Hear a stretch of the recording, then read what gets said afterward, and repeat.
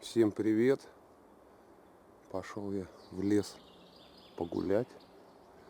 Прогулка лесная у меня. В некоторых местах лежит снежок. Ну это вот болотце. И здесь лежит снежок. Шиповник. Что-то птички не склевали. Температура плюс 8 градусов. Время без 15:09.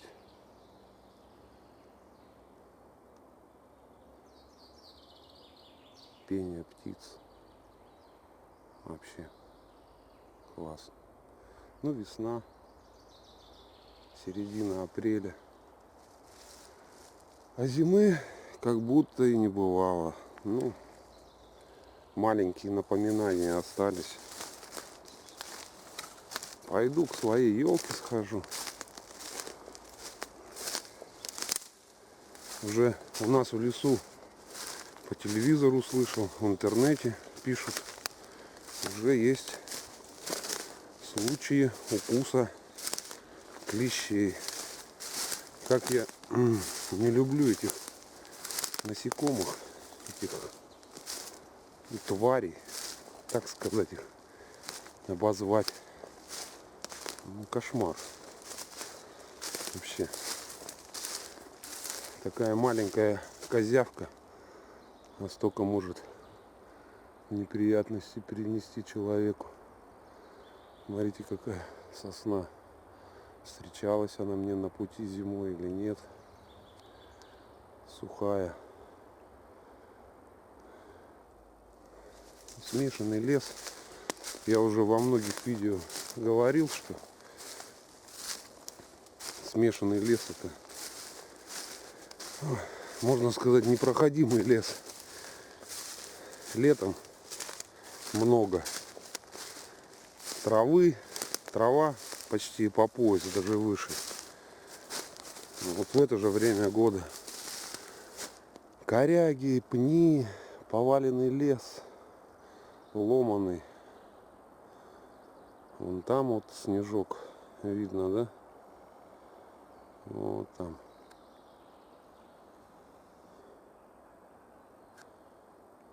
Одел я в лес сегодня кепку для леса, баф одел,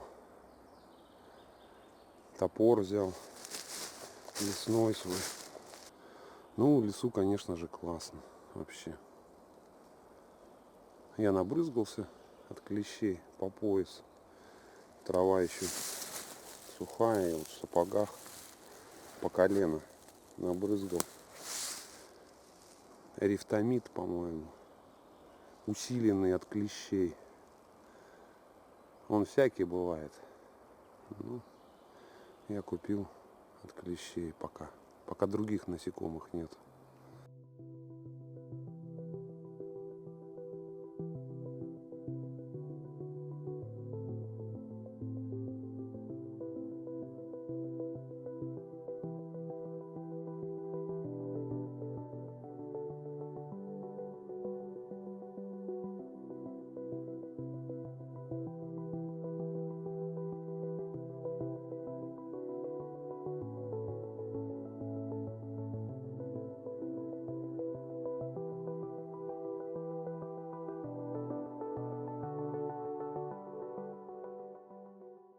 Подошел ко второму, к своему месту. Костерок. Сидушка моя. Скользко. Дохожу до елок.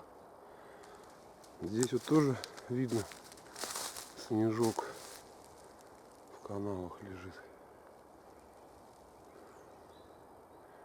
Двигаемся дальше.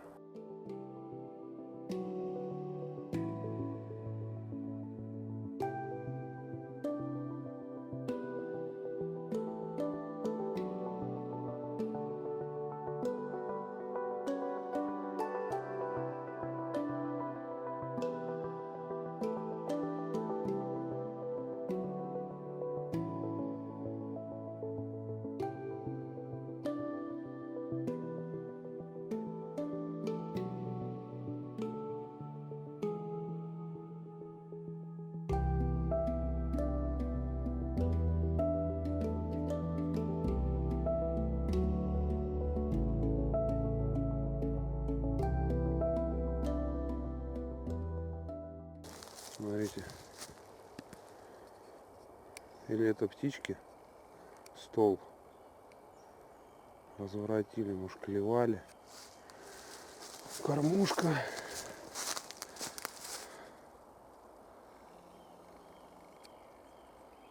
Кормушка пустая. Вся издолблена. Я вот вижу, через камеру, наверное, не будет видать. Смотрите. Все издолбили птички. Да уж, кто-то потрепал мой столик. Костерок. По лесу я шел, показывал, что кое-где лежит снег. Много сушняка. Будет на чем испытать свой топорик. Испытаем мы вот на той сосне, которую я зимой показывал. Там есть большие сучки. Вот порубаем. Ладно, буду маленько обустраиваться. Все приготовил для костра. Бересты нарвал. Маленько сверху хвороста. Дров мне хватит этих. Бересту я рву вот с этих вот берез. То есть обдираю неглубокий верхний слой. Как бы им не хватает. Вот с этих вот. Вот с этой брал. Ну, бересты надо немного. Она загорается быстро. Вокруг костра огреб сапогами прям до земли. Вроде земля сырая. Вот по лесу шел, в ямку наступишь, сапог проваливается. Но чувствуется, что еще земля, почва напитана водой. Но все-таки меры предосторожности лесных пожаров надо соблюдать, мне кажется, даже зимой. Взял еще, намеренно взял 2 бутылочки воды, но уже не питьевой, а такой, чтобы по уходу все пролить. Ну что же, пойдемте вон к той сосне сходим. Ну и люди просили, когда я сделал свой топорик лесной, таежный. То есть тесты, надо что-то порубать. Ну, вот пойдемте, сучки там есть, я вижу большие сучки. Порубим, посмотрим. Я и сам для себя как бы первый раз это буду делать. Удобно мне будет, неудобно. Вес топора я уже говорил. 1,5 килограмма получается. Ну, нормально. Ладно, идем. Вот она, сосна упала. И тут ободрала полностью. Я думаю, нормальный претендент для моего топорика. Ручку пропитал маслом, наверное, раза на 3 льняным. Но я показывал, каким маслом. Ну, то есть оно уже потом уже не впитывало, знаете, так сверху просто обтирал. Да, вот здесь вот помнят все. Была такая непроклеенная дырка. И я ее купил суперклея. Сейчас гель такой продается. Намешал с опилками и туда замазал все. Вот эта вот часть, наверное, сантиметров 10 радиус, наверное. Ну, нормальная для такого топорика, я думаю, будет показательным бревном. Наточен топор, броет волосы, наточил я его. Ну давайте, начинаем.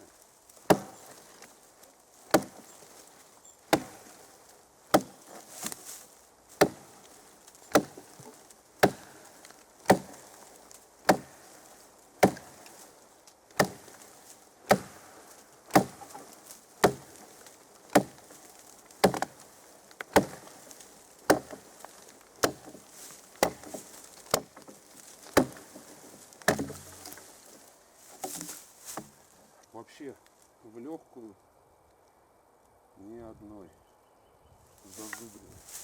Сучок.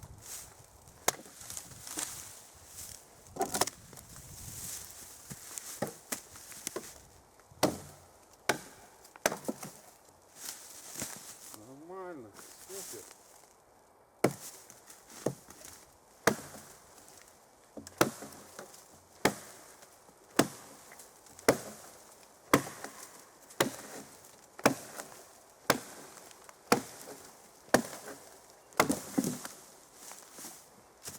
смотрите, какое бревнышко. Ну давайте пойдем, разожгем костер и поподробнее поговорим о моем топорике. В лесу ветер, вот говорил я, техника безопасности. Костер разгорелся быстро. Притащил я вот это бревешко. Вот такой вот перекус у меня сегодня. Досточку почистил, взял несколько сарделек, сало, два вида, как всегда. Чай я буду греть на горелке, так как пошел и в лесу уже вспомнил, что котелок-то у меня в военном вещмешке остался. Забыл. Ладно, надо дровишек подкинуть.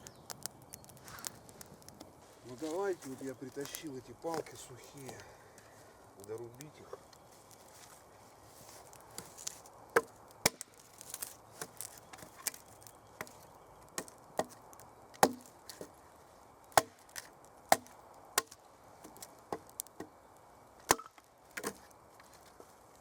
Но я вам скажу, естественно, этот топор тяжелее и производительность у него, естественно, больше.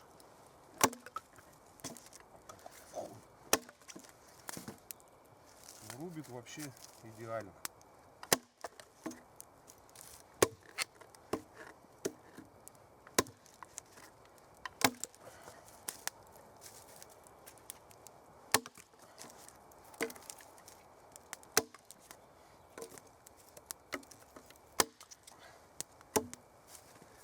Класс. Быстро как все прогорело у нас.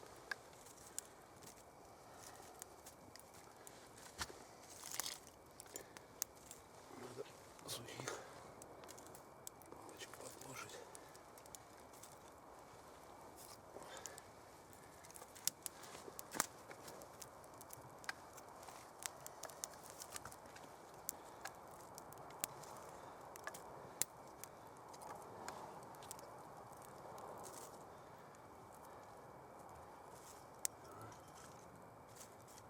Сейчас разгорится. Эти мы оставим.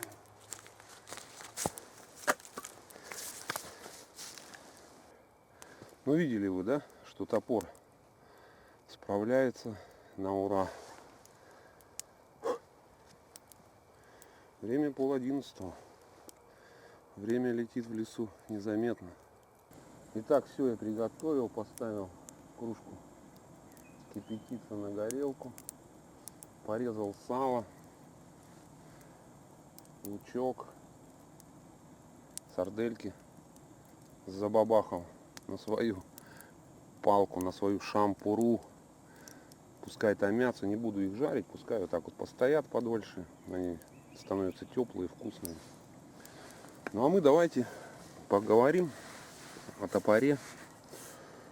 Ну, я считаю, топор вообще прям идеально справился вот с этим полежком.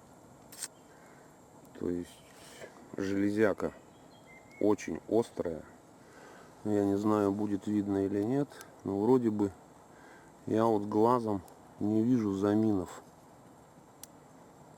Ну вот не вижу. Может быть, они и есть, может, меня зрение подводит, но тем не менее я не вижу.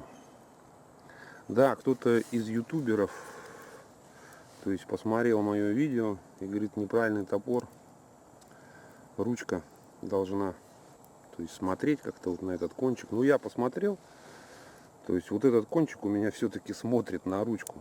Я к этому не стремился, но у меня так получилось. То есть что вышло, то вышло. Здесь вот я выжигателем своим испытал свой выжигатель, буковку А, то есть логотипчик такой, выжег отверстие на топорище. Вот такой вот чипрак у меня есть, 4-миллиметровый. С него я сейчас делаю, знаете, не то что чехол, а подвес, то есть такой универсальный подвес, который можно было на один рюкзак перевешать, на ремень, Ну, именно для топора. Вот с него я делаю. Я сниму видео. Сейчас он у меня дома зажат струбцинкой, клеится. Как буду шить, все вам покажу. Вода закипела.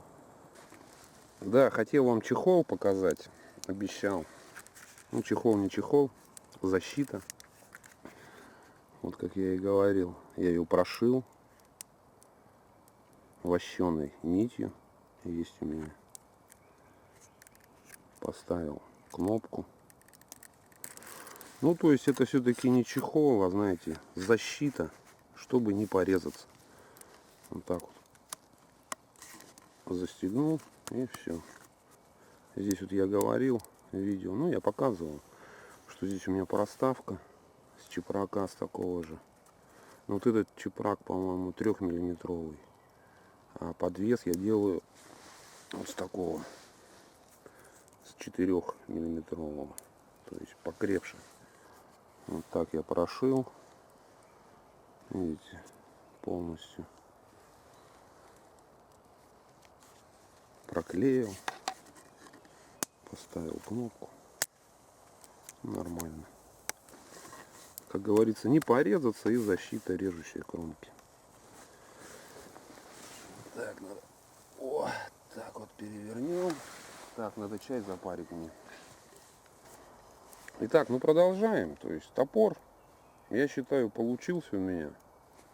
Рубит идеально. Ну, по сравнению, вот, топорики у меня все маленькие. Вот Гербер топорик, Фискарс, вот этот X5. Они удобные, я не говорю, что они плохие, они классные. То есть для одиночного похода, вот как я сейчас пошел, я вот этот большой, ну не знаю, брать его, не брать, ну зачем мне надо рубить вот такие вот, как я вот рубил, там, 15-10 сантиметровую бревна. Мне это не надо, я как бы иду отдыхать. Вот сушняка порубил, и с этим сушняком справляются мои те маленькие топорики, как бы мне их хватает. Этот топорик вот мы с сыном вдвоем, да, потому что надо больше дров, когда идешь с ночевкой. Все-таки надо больше топлива всю ночь жечь костер. Вот этот топор будет удобнее, однозначно. Ну, то есть им будет легче работать. А вот в такие прогулки, часа на 4, на 5, мне достаточно тех топоров. Я вам могу так сказать, топор, который я изготовил лично, мне нравится. То есть все мне в нем устраивает. И топорище. Удобное топорище. Прямое. Но я видел топоры с прямым топорищем. Ну, говорят, что надо там маленько вот так. Да и так нормально, он рубит. Меня все устраивает. Чехол тоже, ну, показывал я, классная. Накладка на лезвие, то есть защита, которая не спадет, с крепкой кожи. Сделаю этот вот универсальный подвес, который можно будет и на рюкзак, и на ремень. И все. Итак, давайте, ладно, кушать сальцу. Я думаю, все я рассказал о топоре. То есть вы прекрасно видели, как он работает. Ну, это классный топор. Супер. У меня получилось. Я рад. Класс. Мы будем кушать сальцо. Сначала вот такое.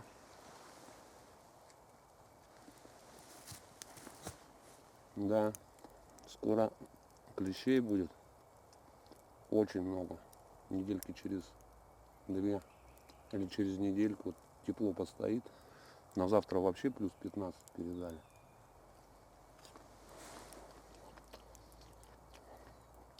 Вот это мамино сало. Вкусное. Тоже. Угу. Перекушу, да пойду домой. Да, зрители у меня в комментариях спрашивали в личку. Один человек совета спрашивал о моих часах Акасио. линейки ProTrack. Облазят, не облазят. Ношу каждый день. Без обмана. Каждый день. На работе не ношу. В выходные иногда одеваю вторые свои Casio. Ну вот сегодня специально одел. То есть нигде ничего не облазит. Классные часы. Отсвечивает, зараза. Зарядка стоит. Не знаю, так вот. То есть... О. Зарядка полная. Как зарядил один раз, все. Ну, не знаю, я человеку посоветовал, то есть он спросил у меня, брать мне, не брать, но он, по-моему, 240-е. У меня 250-е ПРГ, а он 240-е. Я говорю, да бери, если японские часы, ничего там не облазят. Ну, облезут они, ну и хрен с ними. Самое главное, что внутри качество. Царапается титан. Я не знаю, будет видно, не будет. Вот царапины. Ну а что это? Это вещь, которой надо пользоваться. Классные часы. Не знаю. Люди пишут там, вот, поносил месяц, облезло там, вот эта пластмасса, краска. Даже пишут об манжет там какой-нибудь одежды. Я не знаю, что у вас за Casio там такое. Может, китайская подделка. Хрен ее знает. Но за меня пока ничего не облазило. Ну, падали они. Бизель там, маленькие царапки. Да и хрен с ними. Как бы, вот еще раз скажу.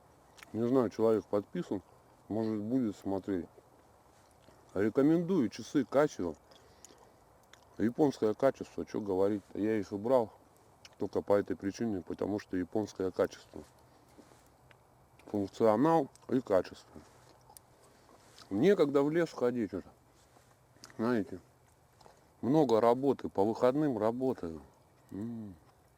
Работа, работа, работа. Как бы, знаете, я уже в деревообрабатывающем производстве работаю больше, наверное, 15 лет. Даже, наверное, больше. Лет 16-17. Да. Лет 16, наверное. И в этой организации уже 13 лет работаю. 14 год. Как бы. Почти я там самый старый. У меня хорошие отношения с начальниками. Как бы я с ними на ты. Ну вот просят они, ловят заявки.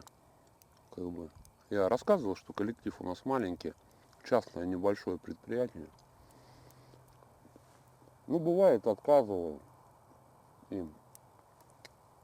Но бывает, знаете, и самому как бы деньги лишними не бывают, вы знаете. Ну, Колымы. Я про Колымы говорю. Оставаться там после работы, часика на 3, выходные работать по двойному окладу. Ну и заказал себе кое-какие инструменты, которые стоят денег. Ох ты, разгорелась. Не хочу, чтобы сгорели сардельки. Хочу просто, чтобы теплые были. Ну, приходится работать, да ладно. Я как бы привык. Работу я свою снимал. В подсказках видео добавлю, где я работаю. На каких станках. Есть еще дома кое-какие дела. Весна. Ну, сейчас опять огородные дела. Скоро посадка. Через месяц примерно. Попробую. Теплые они. О.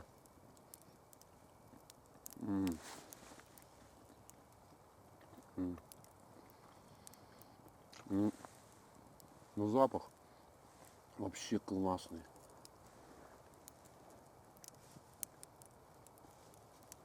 Хлеб останется, надо в кормушку накрошить.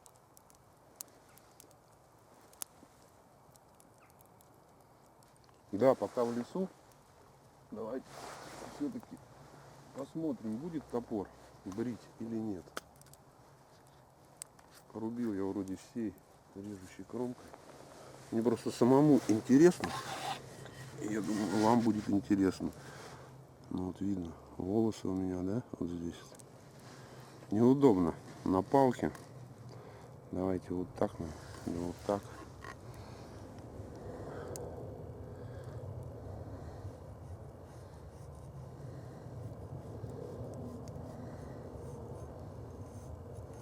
Ну, броет.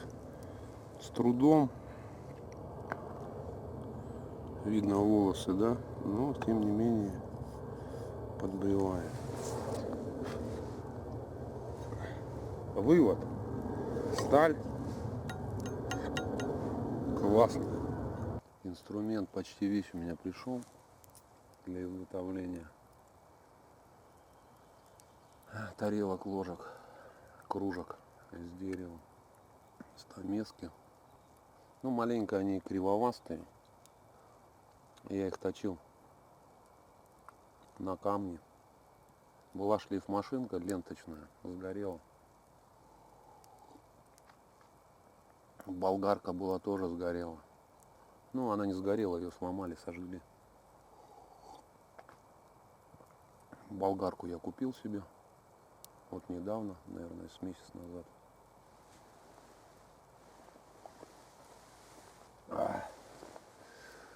И есть у меня в гараже старая стиральная машина. Хочу замутить с нее типа заточного станочка. Удобно точить. На наждачке многие люди точат, шлифуют. Она из всякой гритности. И не горит металл. Ну вот этот топор я точил болгаркой, лепестковым диском. Потом камнем подправил. И все идеально. Я говорю, брил волосы дома. Бумажку вообще резал. Хотя у него сведение под линзу я его свел. Ну и вы видели, что как бы железяка такая толстая. Ладно, буду собираться домой. Надо костер пролить. Все прибрал, все съел. Костер пролил. Я в начале видео говорил, что брал специально воду. Именно для этих целей. Ну, страшно в таком лесу оставлять какую-то искрочку. Так. Кормушку набил под завязку. Осталась целая корочка хлеба. Смотрите. Даже на сучок, на котором одета кормушка, приляпал корочку. Солнышко уже на западе почти. Остался лук также. Не знаю, будут его птицы есть или нет. Ну, сладкий лук большой. Не доел тоже. Сало все съел. Ну все. Пойду домой. Надо дома заниматься делами. Тепло. На сегодня тоже передавали что-то около 15 или 14. Вообще тепло. Солнышко. Сквозь, знаете, такую дымку.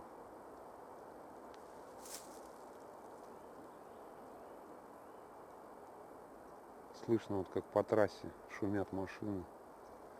Ну, трасса километра 3, наверное, на западе.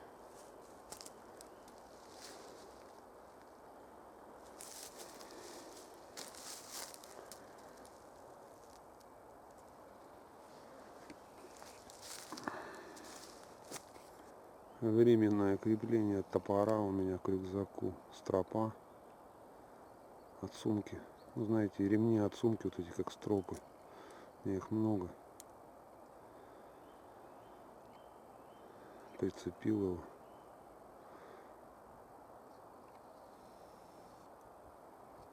Также на рюкзаке, забыл сказать, сделал стяжку на груди.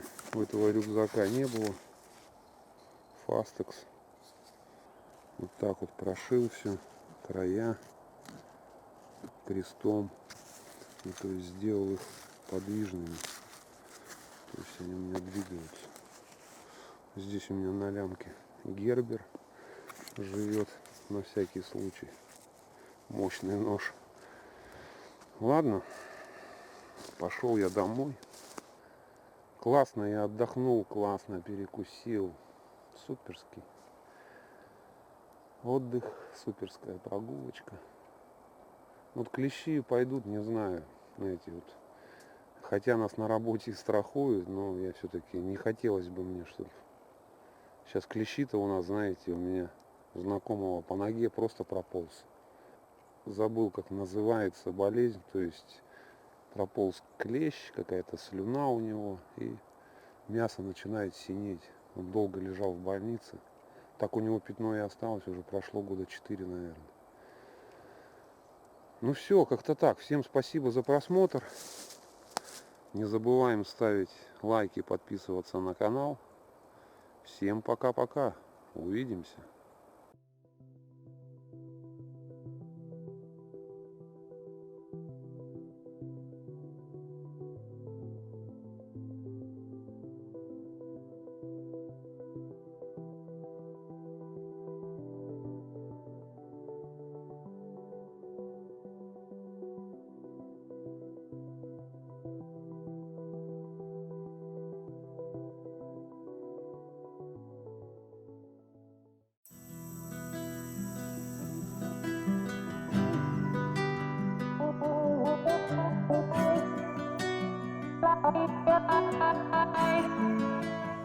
Oh,